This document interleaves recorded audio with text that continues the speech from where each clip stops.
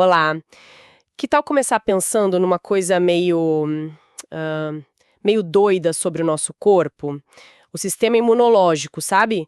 Que foi feito para ser nosso escudo protetor. Às vezes ele dá uma pirada Aham, e começa a atacar a gente mesmo, causando doenças. É o que o pessoal chama de hipersensibilidade. exato. Imagina, tipo, um segurança tão, mas tão exagerado que acaba causando mais confusão do que protegendo. É mais ou menos isso, né? É uma boa analogia, assim.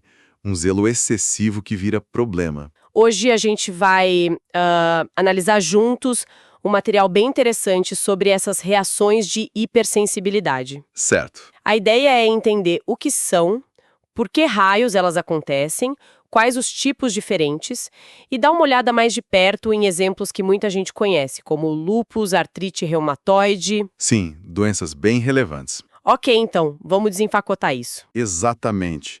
E olha, o ponto crucial aqui é que não são simples erros, sabe? Não são falhas bobas do sistema. Ah, não. Não. São respostas do sistema imune usando as ferramentas que ele já tem, as mesmas que usa para combater infecções. Só que, nesse caso, é de um jeito descontrolado, exagerado ou contra alvos errados, às vezes, o nosso próprio corpo. Entendi. E é por isso que muitas dessas condições são crônicas, sabe? Viram um verdadeiro desafio para quem convive com elas e para a medicina também. Certo. Então, para começar mesmo, de onde veio esse termo hipersensibilidade? O material diz que parece que foi de observar que alguém, depois de exposto a alguma coisa, um antígeno, ficava mais sensível a ele nas próximas vezes. É isso? Isso, a observação inicial foi essa. E a diferença para uma resposta imune normal é gritante. Como assim? O normal é o corpo eliminar um vírus, uma bactéria, sem fazer um estrago muito grande em nós mesmos, né? Na hipersensibilidade, a resposta sai completamente dos trilhos. Certo. Ou ela é exagerada demais, ou mira em algo totalmente inofensivo, tipo poeira. Ou, pior ainda, ataca as nossas próprias células. Nossa. Mas olha que interessante. As armas que causam o dano às células de defesa, os anticorpos, a própria inflamação, são as mesmíssimas usadas contra infecções. O problema todo é a falta de freio, sabe? Falta controle. E por que isso vira uma bola de neve? Uma doença crônica. Geralmente é porque o gatilho não some, né?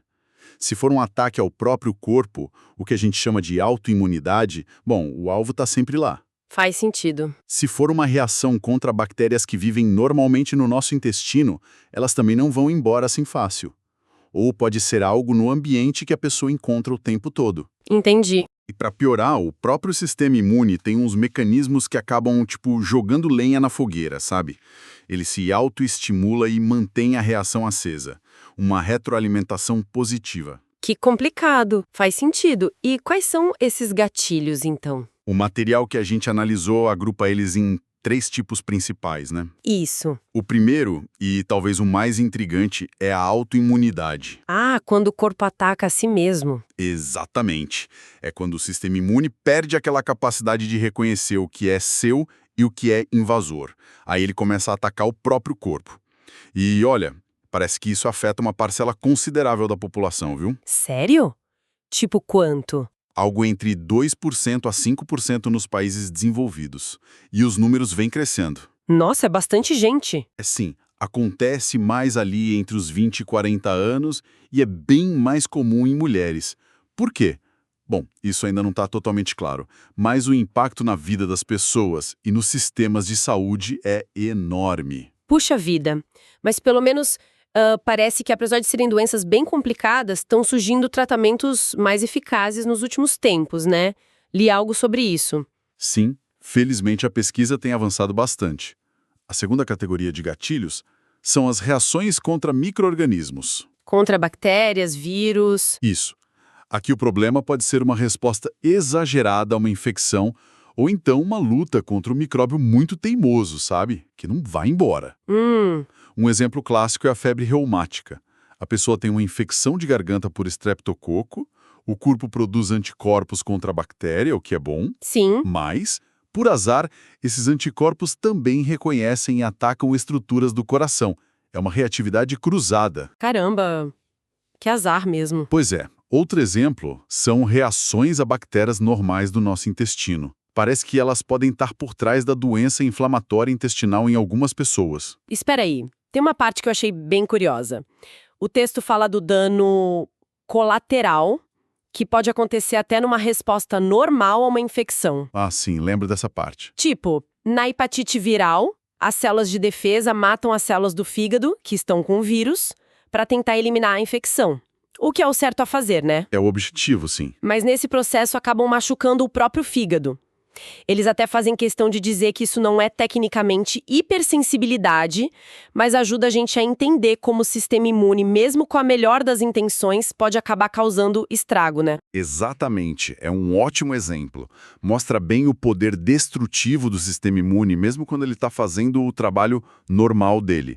E ilustra perfeitamente o que acontece na hipersensibilidade, só que ali é de forma descontrolada ou mal direcionada. Entendi. E a terceira causa, qual é? A terceira são as reações contra antígenos ambientais. Tipo, alergias. Exato. São coisas que para a maioria das pessoas não fazem mal nenhum. Pólen, poeira, pelo de animal, ou até metais, tipo níquel de bijuteria, sabe? Sei.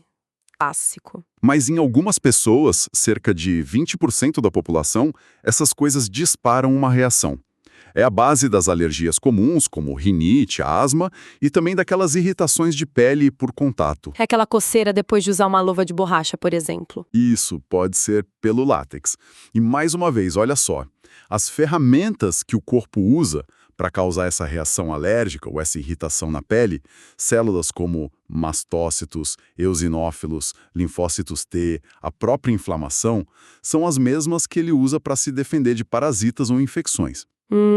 Só que aqui a reação é totalmente desproporcional, ou contra algo que nem ameaça de verdade representa, né? Entendi. Então, o sistema imune tem várias estratégias para atacar, e na hipersensibilidade ele meio que usa essas estratégias do jeito errado. O material até classifica essas reações em tipos, né? Dependendo de qual arma o sistema imune está usando. Isso, eles dividem em 4 tipos principais, baseados no mecanismo imunológico e no tipo de dano. O tipo 1 é o das alergias comuns, que a gente acabou de mencionar. Rinite, asma. Exato. É uma reação rápida, mediada por um tipo de anticorpo chamado IgE e por células como mastócitos e eosinófilos. O material que a gente viu só cita de passagem, porque seria tema de outro capítulo mais focado em alergia mesmo. Ok, então vamos focar nos outros. O tipo 2 parece ser quando os anticorpos atacam diretamente alvos fixos, tipo as nossas próprias células ou tecidos. É isso? Exato. Anticorpos do tipo IgM ou IgG grudam nesses alvos. E aí eles causam um problema de 3 jeitos principais. 3, quais são? Primeiro, eles podem funcionar como uma etiqueta de destrua-me, sabe? Marcam a célula para que outras células do sistema imune, os fagócitos, venham e a comam. Tipo, engolem a célula marcada. Isso é o que acontece em algumas anemias, onde os glóbulos vermelhos são destruídos, anemia hemolítica autoimune, ou em problemas de plaquetas baixas, púrpura trombocitopênica, ou até em reações quando alguém recebe sangue incompatível. Entendi. E o segundo jeito? O segundo, onde esses anticorpos grudam, eles podem chamar a cavalaria. Eles ativam o sistema complemento e recrutam células inflamatórias como neutrófilos e macrófagos. E essas células chegam? Chegam com tudo, liberando substâncias que destroem o tecido ao redor. Isso acontece em algumas doenças renais, as glomerulonefrites. E em vários outros problemas onde a inflamação é bem localizada ali, onde o anticorpo grudou. Tá, e o terceiro, se diz que eram 3. E o terceiro jeito é mais sutil, digamos. Os anticorpos podem grudar em receptores importantes na superfície das células e bagunçar a função delas, sem necessariamente causar uma destruição ou inflamação óbvia. Como assim, bagunçar a função? Por exemplo, na doença de Graves, eles estimulam demais a tireoide, fazem ela produzir hormônio sem parar.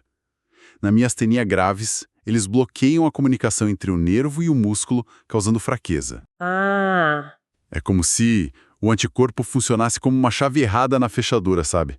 Ou bloqueando a porta, ou abrindo e ligando a célula na hora errada. Nossa, são mecanismos bem diferentes mesmo. E como eles sabem que são os anticorpos os culpados nessas doenças? Bom, uma prova forte é que, em alguns casos, dá para transferir a doença para um animal de laboratório injetando só o soro do paciente, que é onde ficam os anticorpos. Ah, interessante. Ou então, observa-se que bebês que nascem de mães com essas doenças podem ter sintomas temporários. Isso acontece porque os anticorpos da mãe passaram pela placenta para o bebê. Quando esses anticorpos maternos somem, os sintomas do bebê também desaparecem. Entendi. Faz todo sentido. E o tipo 3? Qual a diferença para o tipo 2? No tipo 3, o problema não é um anticorpo grudando direto num alvo fixo, como uma célula. Aqui os anticorpos, também IgM ou IgG, se ligam a coisas que estão soltas circulando no sangue. Coisas soltas. Tipo o quê? Podem ser pedaços de vírus, de bactérias ou até proteínas do próprio corpo que escaparam para a circulação.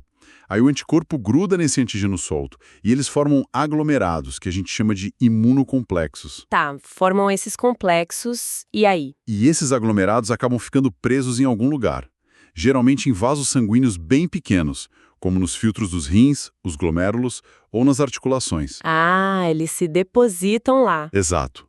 Aí sim, nesses locais onde eles se depositam, eles disparam a inflamação. Ativam um complemento, chamam leucócitos. O estrago acontece onde o complexo parou.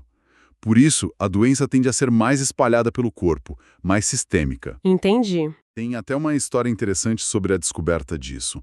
No começo do século XX, um médico austríaco, Clemens von Pirket. Ah, você mencionou ele. Sim, ele notou que pacientes tratados para difteria, com soro de cavalo que tinha anticorpos para proteger da difteria, ficavam bem da doença, mas uma semana depois apareciam com febre, manchas na pele, dor nas juntas. Ué, Ele sacou que não era uma reação ao soro em si, mas sim o corpo do paciente reagindo contra as proteínas do soro de cavalo, formando esses imunocomplexos que se depositavam por aí.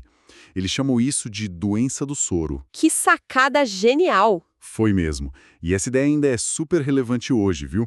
Com algumas terapias modernas que usam anticorpos produzidos em animais ou mesmo anticorpos monoclonais que podem ser vistos como estranhos pelo corpo. E como esses complexos causam a doença exatamente? Onde eles se depositam? Olha, o tamanho e a carga elétrica deles influenciam onde vão parar. Parece que os menores e os com carga positiva tendem a se depositar mais fácil nos filtros dos rins, nos glomérulos ou nas paredes dos vasos sanguíneos. Entendi. E onde eles se depositam, ativam o sistema complemento e chamam as células inflamatórias, de um jeito parecido com o que acontece no tipo 2. O resultado é vasculite, inflamação dos vasos, nefrite, inflamação nos rins, artrite nas juntas. E tem alguma doença conhecida que é principalmente tipo 3? Sim, o lúpus eritematoso sistêmico, o LES, é o grande exemplo. Nele, os complexos são formados por anticorpos contra o DNA do próprio paciente, que por algum motivo ficou exposto. Certo. Então, recapitulando. Tipo 2 é ataque direto de anticorpos a alvos fixos. Tipo 3 é por entulho de imunocomplexos que se deposita e causa inflamação. E o tipo 4? Quem entra em ação aqui? Aqui, os protagonistas são os linfócitos T, outro tipo importante de célula de defesa. Eles podem causar problema de duas formas principais. E essa reação costuma ser mais lenta, por isso às vezes é chamada de hipersensibilidade tardia. Leva 1 ou 2 dias para aparecer, diferente da alergia tipo 1, que é imediata. Entendi. Mais lenta. E quais são essas duas formas que os linfócitos T usam? A primeira é a inflamação mediada por citocinas. Nesse caso, são os linfócitos T CD4+, os chamados auxiliares ou maestros do sistema imune, principalmente os tipos TH1 e TH17. Os maestros. Isso. Eles reconhecem algo no tecido, pode ser um micróbio persistente que o corpo não consegue eliminar, uma substância química que grudou na pele ou até uma proteína do próprio corpo em doenças autoimunes. Ao reconhecer, eles começam a liberar sinais químicos, as citocinas. Que são tipo mensageiros. Exato. Essas citocinas funcionam como um chamado geral, um alarme, recrutando outras células de defesa para o local, como neutrófilos e macrófagos. O estrago mesmo vem dos produtos que essas células recrutadas liberam na tentativa de eliminar o problema. Coisas como enzimas digestivas, radicais livres. Ah, então as células T não atacam diretamente, mas elas orquestram a inflamação que causa o dano.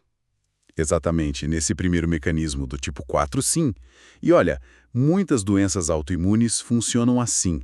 Artrite reumatoide, esclerose múltipla, diabetes tipo 1, pelo menos em parte, psoríase, doença inflamatória intestinal. Todas essas. Sim, e também a famosa dermatite de contato, aquela reação à era venenosa, ao níquel da fivela do cinto, ao látex da luva. Ah, claro. A substância química gruda em proteínas da nossa pele, aí as células T não reconhecem mais aquilo como próprio e montam toda essa confusão inflamatória. O teste de tuberculina, PPD, que se faz na pele, também é uma reação desse tipo, uma DTH, Delayed Type Hypersensitivity. Entendi. E qual o segundo mecanismo do tipo 4? O segundo é a citotoxicidade mediada por CTL. Aqui entra em cena outro tipo de linfócito T, o CD8+, e também conhecido como linfócito T citotóxico ou CTL. São os soldados assassinos. Assassinos. Eles têm a capacidade de reconhecer células que estão alteradas, por exemplo, infectadas por vírus, ou células do próprio corpo que eles passam a ver como estranhas em doenças autoimunes, e eles matam essas células diretamente. Pum. Nossa. É um mecanismo super importante para eliminar infecções virais, claro, mas na autoimunidade ele se volta contra nós. É o que acontece na destruição das células do pâncreas que produzem insulina, as células beta no diabetes tipo 1. Os CTLs vão lá e matam elas. Ufa, quanta informação! Então, só para ver se eu peguei. Temos anticorpos atacando alvos fixos, tipo 2, complexos de anticorpo e antígeno se depositando e causando inflamação, tipo 3, e células T orquestrando inflamação, tipo 4, via CD4+, ou matando células diretamente, tipo 4, via CD8+. É isso? Resumiu perfeitamente. São esses os grandes mecanismos de hipersensibilidade mediados por anticorpos e células T. E como isso tudo se junta na prática, sabe? Em doenças reais como lúpus e artrite reumatoide, que a gente mencionou antes. Boa pergunta. Vamos olhar para elas. Vamos pegar o lúpus eritematoso sistêmico, LES. O material diz que é o exemplo clássico de doença por imunocomplexos, né? Tipo 3. Exato. É o protótipo. É uma doença crônica, ataca vários órgãos, pele, juntas, rins, sangue, até o cérebro. E é bem mais comum em mulheres, né? Os números são impressionantes. E o marcador típico são os anticorpos contra o núcleo das células, os ANAs. Isso. E a causa é aquela mistura complexa de fatores genéticos e ambientais. Pessoas com certa predisposição genética. Que genes? Há vários associados, como alguns do sistema HLA, os genes ligados à limpeza de restos celulares ou à regulação da resposta imune. Enfim, essa pessoa com a genética preparada, quando exposta a algo como luz solar intensa, UV. A luz do sol. Sim, a luz UV pode causar mais morte celular, apoptose. Se o sistema de limpeza dessas células mortas não funciona direito, e isso também pode ter um componente genético, o material de dentro delas, como o DNA e outras proteínas nucleares, fica exposto para o sistema imune ver. E aí? E aí, o sistema imune de quem tem lúpus, por falhas na autotolerância, acaba reconhecendo esse material nuclear como inimigo. Começa a produzir anticorpos contra ele, os famosos anti-DNA, anti-SMI, etc. Que são os ANAs que a gente detecta no exame. Exatamente. Esses anticorpos formam os imunocomplexos DNA plus anti-DNA, por exemplo, que circulam e se depositam nos rins, na pele, nas articulações, e aí causam inflamação tipo 3. Mas tem mais. Mais. Sim. O que é fascinante aqui é que parece haver um ciclo vicioso. Os próprios imunocomplexos, quando reconhecidos por certas células imunes, via receptores como TLRs, estimulam essas células a produzir mais sinais inflamatórios, como o interferon-alfa. E esse interferon-alfa faz o quê? Ele amplifica a resposta imune e pode até causar mais morte celular, liberando mais material nuclear. E a roda continua girando, se autoalimentando. É um ciclo difícil de quebrar. Caramba, um ciclo que se autoalimenta. Isso explica por que é tão difícil de controlar, né? E as terapias novas tentam quebrar esse ciclo em algum ponto, imagino. Exatamente. Muitas terapias novas ou em teste miram em ponto-chave desse ciclo, tipo bloquear o interferon alfa, ou inibir as células B que produzem os anticorpos, ou bloquear a ativação via TLR. Entendi. E a artrite reumatoide, a R? É muito diferente do lúpus? É diferente, mas também é bem complexa. A R é uma inflamação crônica que ataca principalmente as articulações, as juntas. A membrana que reveste a junta sinóvia fica lotada de células imunes, Que tipo de células? principalmente linfócitos T, dos tipos TH1 e TH17, que a gente viu que estão ligados à inflamação do tipo 4. Mas também tem células B produzindo anticorpos lá dentro e muitos macrófagos ativados. E o que essas células fazem lá? Elas liberam uma verdadeira sopa de citocinas inflamatórias. O TNF, fator de necrose tumoral, é um vilão bem famoso aqui na R. Essas citocinas não só chamam mais células de defesa para o local, criando um ciclo inflamatório. Como no lúpus? De certa forma, sim, mas aqui o foco é a junta. E essas citocinas também estimulam as próprias células da junta, os sinoviócitos, a produzir enzimas que literalmente comem, destroem a cartilagem e o osso. Além disso, as células T podem ativar diretamente as células que destroem o osso, os osteoclastos. Nossa, é uma destruição ativa da junta. E os anticorpos? Eles também participam na ER? O material mencionou uns nomes. Sim, eles participam. Tem os clássicos fatores reumatoides, que são anticorpos, geralmente IgM, contra a parte FC de outros anticorpos IgG do próprio corpo. Mas hoje, um marcador mais específico e importante para o diagnóstico e prognóstico são os anticorpos anti-CCP. Anti-CCP, o que é isso? São anticorpos direcionados contra proteínas do próprio corpo que sofreram uma modificação química chamada citrulinação. Parece que essa modificação acontece mais em quem fuma ou tem certas infecções. Ah, então tem a ver com o ambiente de novo. Exato. Se a gente conecta isso ao quadro geral, parece que a R também nasce dessa interação gene-ambiente. A pessoa tem a predisposição genética, certos tipos de HLA, por exemplo, aí talvez o cigarro ou alguma infecção cause essa citrulinação nas proteínas das juntas. E o corpo estranha essas proteínas modificadas. Em quem é suscetível, sim, o sistema imune passa a ver essas proteínas citrulinadas como não próprias e começa o ataque, com células T ativando a inflamação tipo 4 e com produção de anticorpos anti-CCP, que podem formar imunocomplexos locais, talvez contribuindo como tipo 3 também.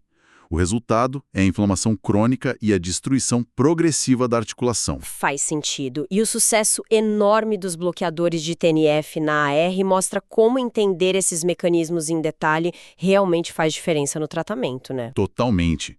Bloquear o TNF foi uma revolução. Mudou a vida de muita gente com a AR. E hoje existem outros alvos também. Bloquear outras citocinas importantes, como a IL-6 ou a IL-1, inibir vias de sinalização dentro das células imunes, inibidores de JAK, ou usar estratégias para bloquear a ativação das células T, ou até usar anticorpos para eliminar as células B, anti-CD20. Uau, quanta opção terapêutica surgindo! E só para a gente não deixar passar, o material também cita rapidamente a esclerose múltipla. Sim, a ME, um ataque das células T, TH1 e TH17 tipo 4, contra a mielina, a capa dos neurônios no cérebro e medula.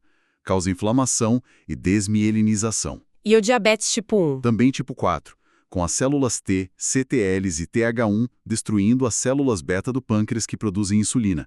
Mostra como esses mecanismos de hipersensibilidade tipo 4 são centrais em várias doenças autoimunes que afetam órgãos diferentes. E a doença inflamatória intestinal que você mencionou antes? Isso, a doença de Crohn e a colite ulcerativa.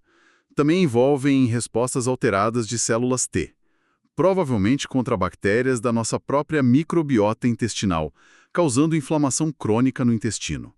As terapias também miram em citocinas, como anti-TNF ou anti-IL-1223. Vendo tudo isso, fica a impressão de que as terapias atuais tentam, de formas diferentes, basicamente frear essa resposta imune que está exagerada ou mal direcionada, né? Sim, é isso.